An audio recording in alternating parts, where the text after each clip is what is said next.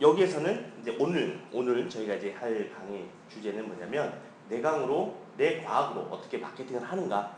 그러니까 뭐 뇌과학에 대해서 뭐 전두엽이 어떻고 축두엽이 어떻고 후두엽 이걸 배우는 게 아니고요. 뇌라는 것은 요런 작용을 하는구나. 요까지만 아시면 돼요. 특별히 뭐 이렇게 해가지고 뇌를 볼 일이 없기 때문에 거기까지만 아시면 되고, 그것을 가지고 어떻게 내가 활용할 것인가 이게 중요한 거거든요. 예, 그것을 가지고 어떻게 활용할 것인지, 또 SNS, 블로그, 온라인상에서 미용인들이 가장 많이 하는 마케팅 수단이 이거기 때문에 이것을 배우는 겁니다. 그리고 전략, 왜 손자병법을 하는지 거기에 대한 부분과 실제 사례도 한번 봐야겠죠. 실제 사례 이제 알려드릴 거고요. 그리고 오늘 가시기 전에 들어만 놓고 가시면 까먹습니다. 그래서 실질적으로 그거 가지고 한번 글로 써보는 시간을 가질 건데, 이 손이 뇌가 인지하는 어떤 정보의 30에서 40%를 손이 정보를 흡수합니다. 그래서 자녀분들, 뭐 중학생, 고등학생 이상 자녀분들이 계시면 아이들이 좀 공부를 좀 잘했으면 좋겠다. 그러면 책을 그대로 베껴 쓰는 것만 한 6번 정도만 하면요, 그 과목은 100점 받습니다. 제가 실험 해봤거든요.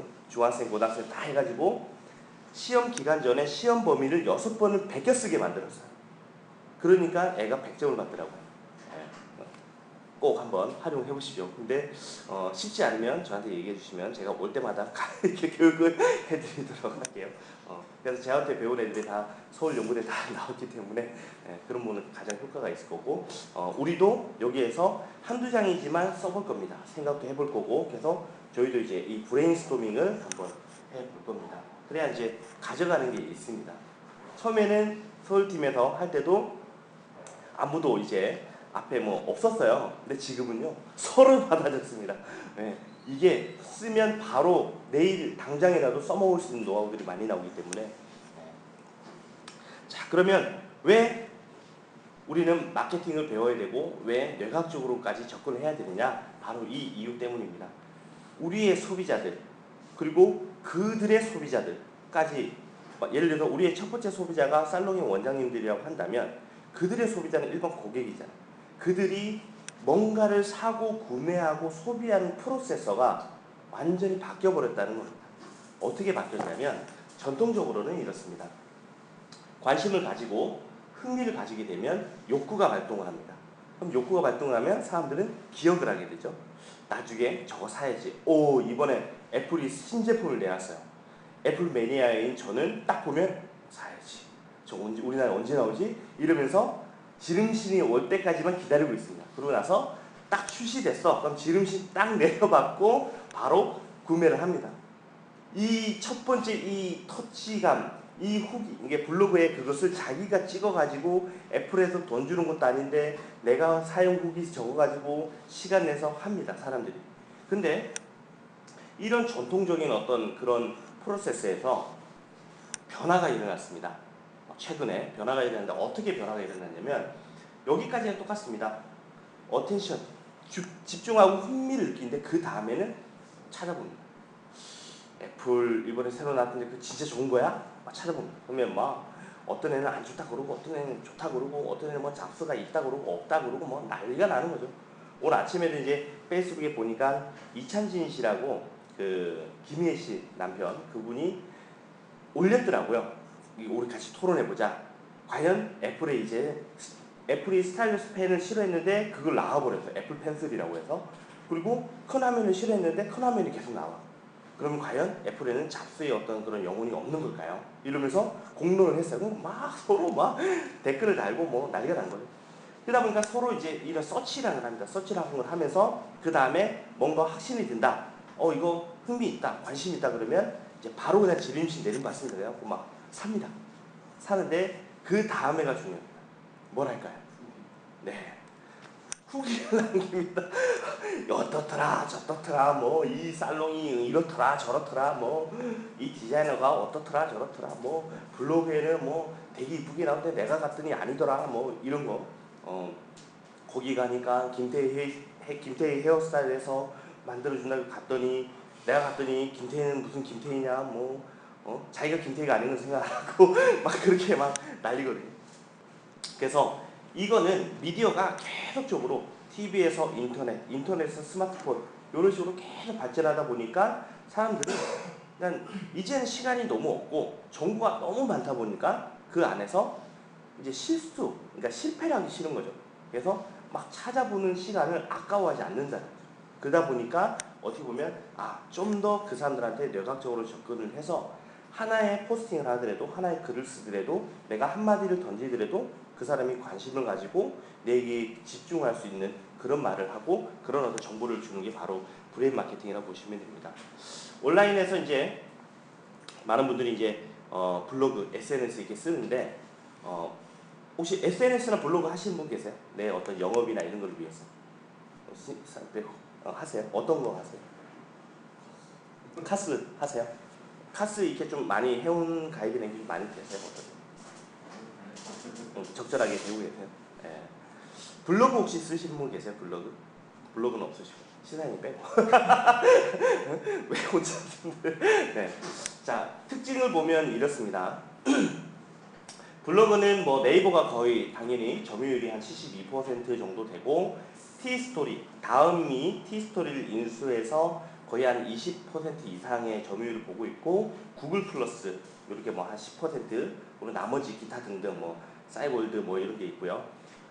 구글 다음 등에서는 이 그 티스토리, 구글이나 다음에서 이렇게 검색을 하시면 이 티스토리라는 이 블로그가 많이 검색이 됩니다. 왜냐하면 여기 보시면 SEO, 검색 최적화라는 이 프로세서를 가장 잘 반영하는 게 그 구글과 다음입니다.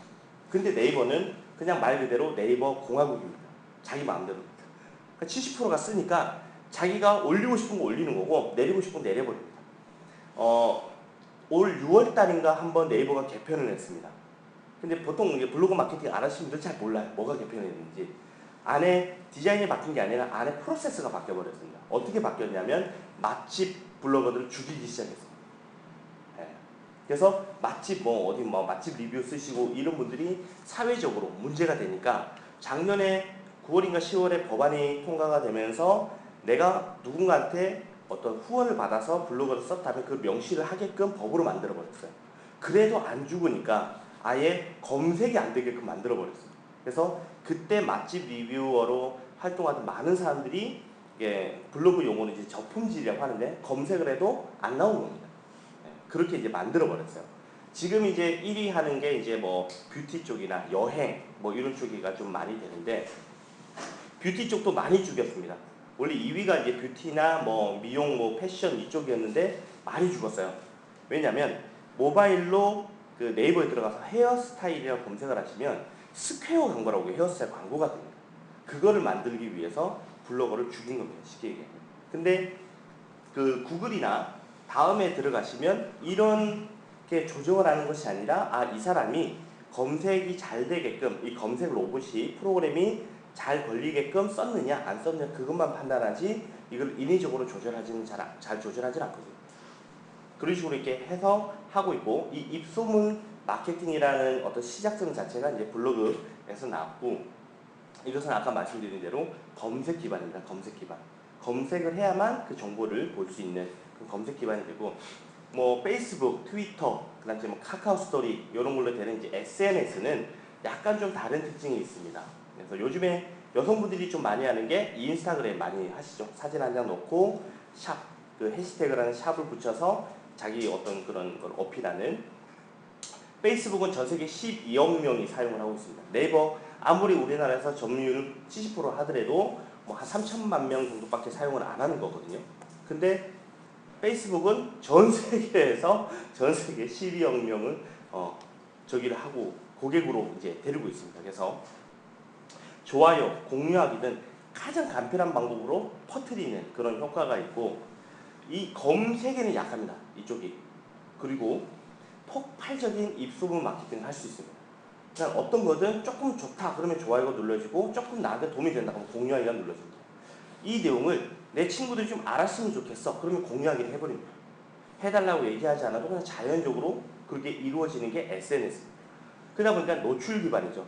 내가 보고 싶지 않아도 보게 되는 그런 현상이 일어나는 겁니다. 그래서 카카오 스토리 같은 경우에는 약간 페이스북이랑 조금 차이가 좀 있는 게 페이스북은 좋아요만 눌러도 내 친구가 좋아요 누르면 내가 보게 되잖아요. 근데 카카오 스토리는 좋아요를 누르는 것만으로는 잘 안 보이거든요. 공유하기를 해줘야 눌려지거든요. 그래서 페이스북보다는 조금은 폐쇄성이 좀 있긴 한데 내 주변 사람들하고 소통할 때는 카카오 스토리를 많이 하고 내가 모르는 사람들하고 소통할 때는 페이스북을 좀 많이 하는 편입니다. 나중에 이제 이 카카오 스토리나 페이스북, 블로그 다 어떤 특징이 있는지는 나중에 어플리케이션 사용법에서 굉장히 디테일하게 제가 알려드릴 거니까 지금은 한 요 정도만 알고 계셔도 아마 도움이 많이 되실 겁니다. 그래서 저희가 여기에서 실제 사용하는 법까지도 다 알려드리는 이유가 뭐냐면 그걸 알게 되면 미용하시는 분들은 이거 안 하시는 분들이 없거든요. 디자이너 분들이 자기 어떤 매출이나 이게 직결되기 때문에 이거 안 하시는 분들 거의 없고 오히려 그 블로그 이제 회사들 있죠. 회사들한테 돈을 줘가면서까지 이거를 운영하시는 분들이 있습니다. 근데 실질적으로 자기가 번 돈 남한테 다 갖다 주는 그런 게 되는 거죠. 걔네들이 예를 들어 한 달에 100만 원을 받는다 그러면 그 디자이너 분들이 한 달에 100만 원을 벌려면 사람의 머리를 몇 명을 깎아야 되는데 그 100만 원을 그냥 줘버린 거죠. 이거를 알게 되면 그냥 자기가 하루에 하나 정도만 사진 찍고 간단한 글만 써도 파워블로그만큼의 효과를 얻을 수가 있는데 모르기 때문에 못하는 거거든요. 그래서 그런 부분들도 제가 이제 또 다 알려드리기 때문에 나중에 아마 도움이 많이 되실 겁니다. 여기 블로그 온라인 쪽에서 나왔던 이 블로그 마케팅 여기에서 이제 입소문 마케팅이라는 게 언제부터 시작이 됐을까요? 언제부터 이 입소문 마케팅이라는 게 시작이 됐을까요?